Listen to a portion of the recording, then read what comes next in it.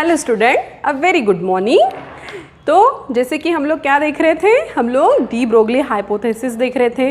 मैंने आपको एक एसएमएस भेजा था कि आप लोगों को जो मैं पढ़ा रही हूँ स्पीड वो समझ में आ रही है या नहीं आ रही है।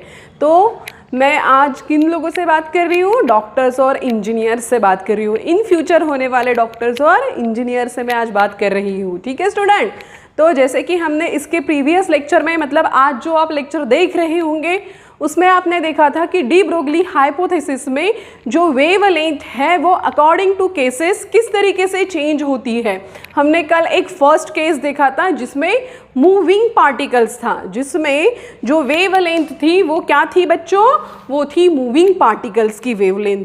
आज आप यहाँ पे देख रहे होंगे कि मैंने केस 2 का नाम लिख के रखा है, that is in terms of accelerating potential. In terms of accelerating potential. Accelerating potential का मीनिंग ही होता है बच्चों charge particle. In terms of charge particle. First case में मूविंग पार्टिकल्स, अभी हमको देखना है बच्चों चार्ज पार्टिकल के लिए जो वेवलेंथ निकल के आएगी वो क्या रहेगी। तो अगर हम चार्ज पार्टिकल की बात करते हैं बच्चों, अगर हम चार्ज पार्टिकल की बात करते हैं बच्चों, तो हमको पता है कि जैसे कि मानो यहाँ पे एक प्लेट है और यहाँ पे एक प्लेट है, ठीक है। इसकी वेलोसिटी 0 है, इसकी वेलोसिटी v है, ठीक है। यहाँ से चार्ज है वो इधर ट्रैवल कर रहा है बच्चों। यहाँ से जो चार्ज पार्टिकल है वो यहाँ से यहाँ पे ट्रैवल कर रहा है, मतलब उसको ट्रैवल करने के लिए कुछ तो भी वर्क डन करना पड़ेगा बच्चों। जैसे कि मैं यहाँ पे खड़ी हूँ स्टेबल, और अगर मैं इस तरीके से मूव कर रही हूँ तो मैं कोई तो भी वर्क कर रही हूँ, मैं अपने आप में ही कोई तो भी वर्क कर रही हूँ। तो जब हम वर्क करते हैं बच्चों, जब हम वर्क करते हैं बच्चों, तो work done is equal to, मैं यहाँ पे क्या लिख सकती हूँ, work done is equal to, मैं यहाँ पे क्या लिख सकती हूँ, Q डेल्टा V। ये आपको चीज पता है कि work done is equal to मैं क्या लिख सकती हूँ, Q डेल्टा V। अब अगर हम ये डेल्टा V की बात करें बच्चों, तो ये डेल्टा V मतलब क्या होगा, final minus initial, final velocity minus initial velocity. Final velocity V, initial velocity 0, मतलब ये क्या हो जाएगा बच्चों, चार्ज इनटू वेलोसिटी। ये क्या था बच्चों, वर्क डन था। Work done is equal to क्या मिल गया हमको, चार्ज इनटू हमको मिल गया वेलोसिटी बच्चों, चार्ज इनटू हमको मिल गया वेलोसिटी। अब बच्चों इसको वर्क करने के लिए कुछ तो भी एनर्जी की ज़रूरत थी। अब ये जो था, ये जब वर्क कर रहा था बच्चों, तो इसको एनर्जी की ज़रूरत थी। मतलब ये वर्क डन कौन से बेसिस पे हुआ, ये वर्क डन हुआ काइनेटिक एनर्जी के बेसिस पे। मतलब मैं यहाँ पे ऐसा लिख सकती हूँ बच्चों कि the work done is on the basis of kinetic energy. मतलब ये जो वर्क डन हुआ बच्चों, ये कौन से बेसिस पे हुआ, काइनेटिक एनर्जी के बेसिस पे। Work done on the basis of kinetic energy. इसका मीनिंग क्या हो जाएगा बच्चों कि kinetic energy is equals to work done is equals to what, charge particle, is equals to what, charge particle. अब kinetic energy का formula हमको पता है, 1/2 mv² is equals to QV। अब बच्चों आपको एक चीज कल ही हमने देखी थी कि momentum is equals to mass into velocity. Velocity is equals to क्या हो जाएगा बच्चों, momentum divided by mass, momentum divided by mass. अगर मैं इक्वेशन 1 इसको देती हूँ तो दैट इज इक्वेशन नंबर 2 बच्चों, दैट इज इक्वेशन नंबर 2।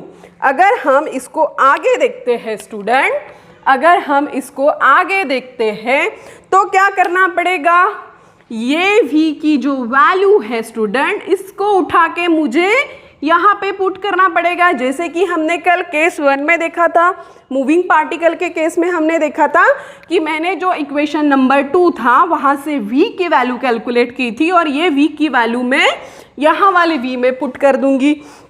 मतलब बच्चों क्या हो जाएगा, मतलब ये हो जाएगा कि यहाँ पे मैं क्या लिखूंगी 1/2 m v के स्क्वायर पे क्या लिखूंगी p square bye m square, p square bye m square. और यहाँ पे तो था ही चार्ज वाला। अब ये m से कैंसिल हो जाएगा, मतलब यहाँ क्या बच जाएगा p square by twice m is equals to qv। मतलब p square is equals to qv twice m। मतलब p is equals to what बच्चों, twice m charge particle, twice m charge particle. ये किसका फॉर्मूला निकल के आया student, p का formula. और जब हम लोग वेवलेंथ कैलकुलेट करते हैं तो वो रहता है h डिवाइडेड बाय p।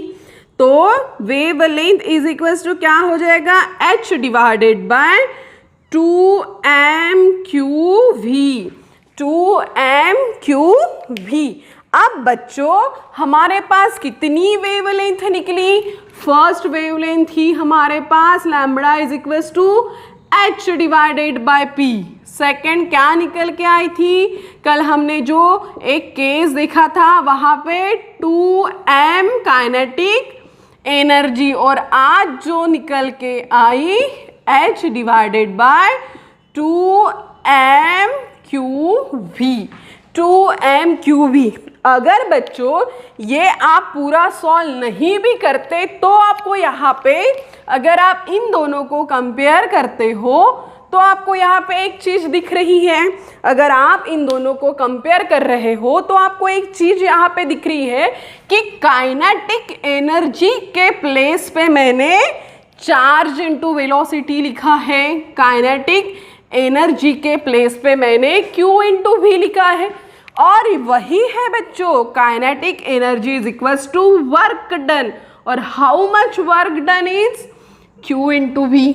मतलब अगर इतना नहीं भी आप सॉल्व करते हो तो काइनेटिक एनर्जी के जगह पे डायरेक्ट q इनटू v आप पुट कर सकते हो। अब ये चीज़ आपको कहाँ पहचानना है, ये आपको आएगा न्यूमेरिकल्स में।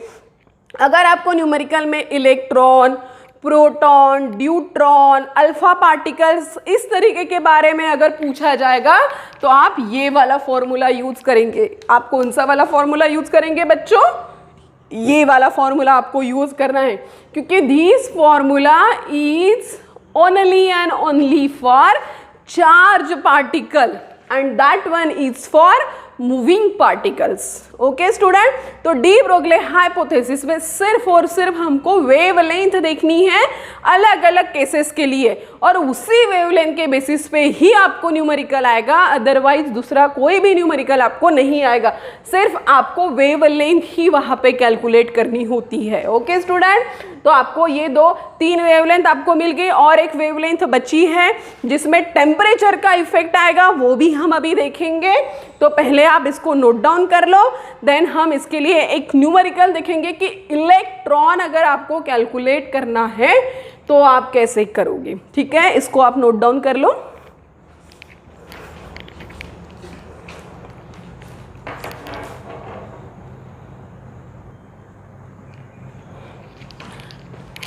हाँ तो स्टूडेंट, जैसे कि आपने ये लिख लिया, अभी मैंने आपको वैसे बताया कि चार्ज पार्टिकल, अगर हम इलेक्ट्रॉन्स की बात करें बच्चों, अगर हम इलेक्ट्रॉन्स की बात करें तो इलेक्ट्रॉन्स के लिए कैलकुलेशन किस तरीके से होगा। ठीक है, यहाँ पे मैं लिख देती हूँ कि de Broglie wavelength for electron, de Broglie wavelength for electron. मतलब हमको किसके लिए वेवलेंथ कैलकुलेट करनी है बच्चों, इलेक्ट्रॉन के लिए हमको वेवलेंथ कैलकुलेट करनी है। अब इलेक्ट्रॉन क्या है बच्चों, इलेक्ट्रॉन है चार्ज पार्टिकल। मीन्स हम कौन सी वेवलेंथ यहाँ पे यूज करेंगे बच्चों, कि lambda is equals to h divided by 2m⁴v। अब यहाँ पे देखो बच्चों कि मानो आपको इलेक्ट्रॉन के लिए हम लोगों ने कल एक कैलकुलेशन किया था फॉर मूविंग पार्टिकल में। हम जब देख रहे थे कि इलेक्ट्रॉन कैसा पार्टिकल है, माइक्रोस्कोपिक पार्टिकल है। फिर टेनिस बॉल के लिए भी हमने एक कैलकुलेशन देखा था। फिर हमने देखा था कि इलेक्ट्रॉन्स जो है वो वेव नेचर शो करता है क्योंकि उसकी वेवलेंथ ज़्यादा आती है आज compare to the tennis ball. तो अगर मैं यहाँ पे बात करती हूँ, क्या आपको यहाँ पे क्लियर हो रहा है, चीज़ें दिख रही है आपको, है ना स्टूडेंट? चलो इधर देखो, इधर देखो। तो यहाँ पे अगर मैं बात करती हूँ तो h की वैल्यू आपको सभी को पता है, that is 6.62 into 10⁻⁻34 joule second. Then electron का मास आपको पता है, हम इलेक्ट्रॉन का कैलकुलेशन कर रहे हैं, हम वेवलेंथ इलेक्ट्रॉन की कैलकुलेट कर रहे हैं। तो आपको इलेक्ट्रॉन का मास पता है, that is 9.1 into 10⁻⁻31 kg। Then अगर मैं चार्ज की बात करूं तो इलेक्ट्रॉन का चार्ज भी आपको पता है, दैट इज 1.6 इंटू 10⁻⁻19 चार्ज। अब बच्चों सभी वैल्यूज तो गिवन है, अब सब वैल्यू इसमें आप पुट करो। सब वैल्यू गिवन है, सब देखो। ये मैं क्यों लिख रही हूँ, क्योंकि चार्ज पार्टिकल फॉर इलेक्ट्रॉन, आपको पता है कि इलेक्ट्रॉन का मास इतना होता है, चार्ज इतना होता है और h तो प्लैंक कांस्टेंट है। तो बच्चों ये जो आपको दिख रहा है इसको आप पहले ही कैलकुलेट करके रख दो ना।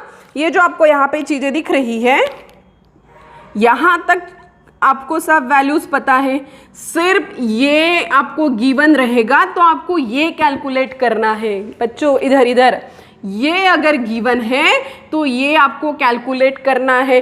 अब हर बार इतना सारा आप पुट करोगे और कैलकुलेट करोगे तो कैलकुलेशन भी डिफ़िकल्ट हो जाएगा आपको सॉल्व करने के लिए।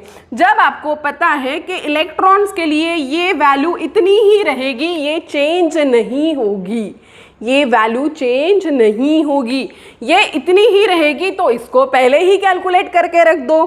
क्या करना है हमको, put the values and get the answer.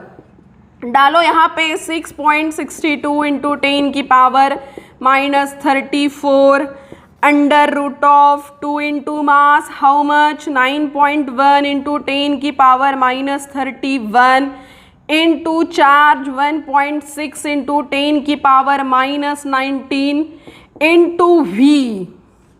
अब बच्चों इतना अगर आप कैलकुलेट करते हो, बच्चों ये जो वैल्यू आपको यहाँ पे दिख रही है, जो आपने पुट कर ली है यहाँ तक सिर्फ v को छोड़ के, तो इतना जो कैलकुलेशन आएगा बच्चों वो आएगा लगभग 20.27 under root of v armstrong. 12.27 under root of v Armstrong.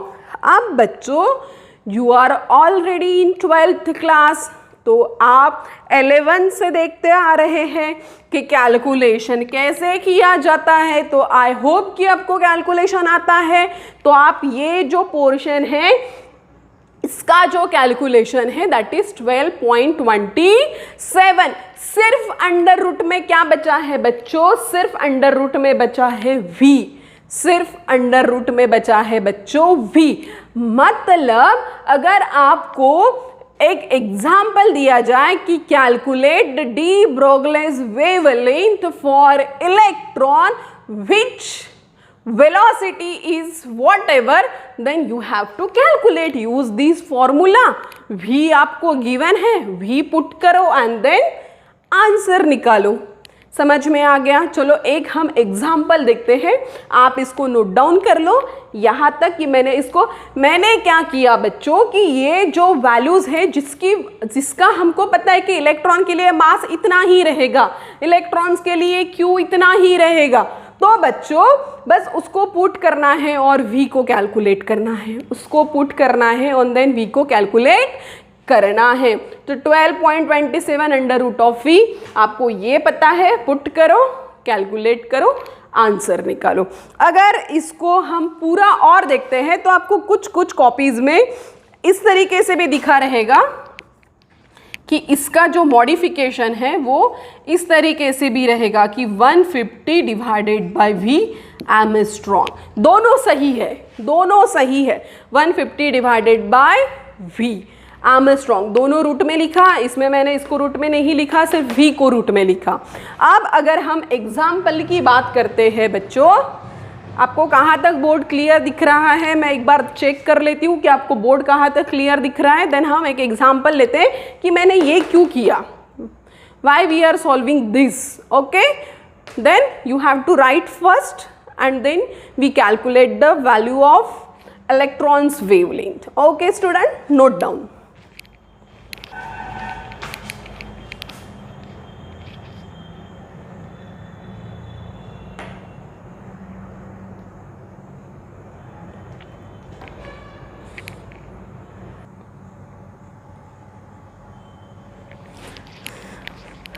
हाँ तो स्टूडेंट, जैसे कि मैंने आपको बताया था कि de Broglie wavelength for an electron हमारा इतना वैल्यू निकल के आया है। अब मैंने देखो कि एक एग्जाम्पल वहां पे लिख दिया कि find the de Broglie's wavelength associated with an electron accelerated at 600 volt, accelerated at 600 volt. अब देखो बच्चों कि आपको किसका निकालने के लिए बोला है वेवलेंथ, आपको बोला है इलेक्ट्रॉन का वेवलेंथ। तो इसका वैल्यू जो है इलेक्ट्रॉन का वेवलेंथ का वो यहाँ पे दिख रहा है, 12.27 अंडर रूट ऑफ v लिखो, 12.27 अंडर रूट ऑफ v लिखो और 150 डिवाइडेड बाय v लिखो। अब आपको v की वैल्यू तो पता है, v की वैल्यू इसमें पुट करो, 12.27 अंडर रूट ऑफ 600 करो और 150 अंडर रूट ऑफ 600 करो। ठीक है, अगर मैं 150 अंडर रूट ऑफ 600 को कैलकुलेट करती हूँ बच्चों, तो देखो कि अपना कैलकुलेशन कितना इजी हो जाएगा, अपना कैलकुलेशन कितना इजी हो जाएगा। इधर देखते हैं, इधर कैलकुलेट करके देखती हूँ कि आपको जहाँ से क्लियर दिख रहा है वहाँ पे। अगर हम इसकी बात करते हैं बच्चों, तो ये क्या हो जाएगा, ये एक ज़ीरो कट गया, 15 1 जा 15, 15 4 जा 16, मतलब ये क्या हो जाएगा 1 डिवाइडेड बाय 2। ये क्या हो जाएगा बच्चों 1 डिवाइडेड बाय 2, मतलब 0.5। देखो कितना इजी। अगर आपको ये कैलकुलेशन पता ही नहीं होता बच्चों, तो आप क्या करते, आप ये फॉर्मूला लिखते, ये फॉर्मूले में m डालते, q डालते, देन v डालते, देन इसको पूरा कैलकुलेट करते, तो द कैलकुलेशन विल बी लेंदी। जो आपका कैलकुलेशन है बच्चों वो बहुत ज़्यादा लेंदी हो जाता। यहाँ पे देखो मैंने ऑलरेडी इतने टर्म्स को कैलकुलेट करके रख दिया, जो इतनी आई। अब पूछी है वेवलेंथ और आपको पोटेंशियल दिया है दैट इज 600 वोल्ट, तो क्या करना है, वो v की वैल्यू पुट करना है एंड देन आपको निकालना है आंसर, आंसर। मतलब बहुत ही इजी वे से मैंने बताया आपको कि कैसे कैलकुलेट करना है इतना। अब जैसे कि ये इलेक्ट्रॉन की बात हो गई, अगर हम प्रोटॉन, ड्यूट्रॉन, अल्फा पार्टिकल्स भी लेते हैं तो उसके लिए भी हम ऐसे फॉर्मूले बना सकते हैं, अगर आप बुक में देखते हो तो बुक में भी उसकी वैल्यूज गिवन है कि डायरेक्ट इस तरीके का फॉर्मूला आपको गिवन है कि इस तरीके के फॉर्मूले में बस डायरेक्ट आपको वैल्यूज डालनी है। ठीक है बच्चों, तो आप इसको एक बार हम रिवाइज कर लेते हैं, और अगर टाइम बचा है तो जैसे कि मैंने इलेक्ट्रॉन का लिख के दिया, proton, deuteron and alpha particles का भी मैं लिख के दे देती हूँ कि कैसा कैसा उसका कैलकुलेशन रहेगा। एक बार रिवाइज्ड कर लेते हैं। हमने देखा था case 2 in terms of accelerating potential. Accelerating potential का मीनिंग ही होता है चार्ज पार्टिकल। चार्ज पार्टिकल के लिए वर्क डन जो रहेगा वो Q डेल्टा V रहेगा। सिर्फ हमको काइनेटिक एनर्जी के जगह पे क्या पुट करना है बच्चों, काइनेटिक एनर्जी के जगह पे यहाँ पे देखो आप कि काइनेटिक एनर्जी के जगह पे हमको QV, और ये QV कैसा आया यहाँ पे मैंने सॉल्यूशन लिख के दिया है। अब अगर हम de Broglie wavelength for electron देख रहे हैं तो हमको पता है इलेक्ट्रॉन के लिए H तो प्लैंक कांस्टेंट है, इलेक्ट्रॉन के लिए मास कितना रहेगा 9.1 और चार्ज कितना रहेगा 1.6। मतलब इन तीनों की वैल्यू अगर हम इसमें पुट करते हैं और इसको इक्वेशन को अगर हम सॉल्व करते हैं बच्चों तो जो वैल्यू निकल के आएगी वो 12.27 अंडर रूट ऑफ V या तो 150 डिवाइडेड बाय V निकल के आएगी। और अगर इसका हम एग्जाम्पल देखते हैं तो एग्जाम्पल में डायरेक्ट इलेक्ट्रॉन्स का वेवलेंथ आपको निकलना है तो एक्सेलरेटिंग पोटेंशियल गिवन है दैट इज 600 वोल्ट। बस आपको ये जो दो वैल्यूज हमने यहाँ पे निकाली है वेवलेंथ फॉर इलेक्ट्रॉन उसमें सिर्फ आपको V की वैल्यू पुट करना है और आपको आंसर निकालना है स्टूडेंट। बहुत ही इजी और बहुत ही सिंपलेस्ट है और आपको इसी तरीके की numericals at the time of your exam आने वाले हैं, नीट में मानो या JEE में मानो। मतलब मॉडर्न फिजिक्स में डिफ़िकल्ट कुछ भी नहीं है, सब चीज़ें एकदम इजी है। बस कंसेप्ट जो है एकदम छोटे छोटे कंसेप्ट हैं और उस छोटे छोटे कंसेप्ट को आपको ध्यान में रखते हुए उसको सॉल्व करना है। जैसे कि आप यहाँ पे देख रहे हैं आपको 3 फॉर्मूलेस दिख रहे हैं तो बस आपको इतना ट्रिक पता होना चाहिए कि कौन सा फॉर्मूला कब यूज करना है। अगर चार्ज पार्टिकल दिया है तो आपको पता है चार्ज ही है, Q की वैल्यू दी है तो आपको पता है कि वही वाला फॉर्मूला यूज करना है। अब एक लास्ट केस बची है हमारी कि जब टेम्परेचर ऐड होता है तो वैल्यू क्या लेनी है। ठीक है बच्चों, हम नेक्स्ट लेक्चर में वो देख लेते हैं। ओके, यहाँ तक आप नोट डाउन कर लो।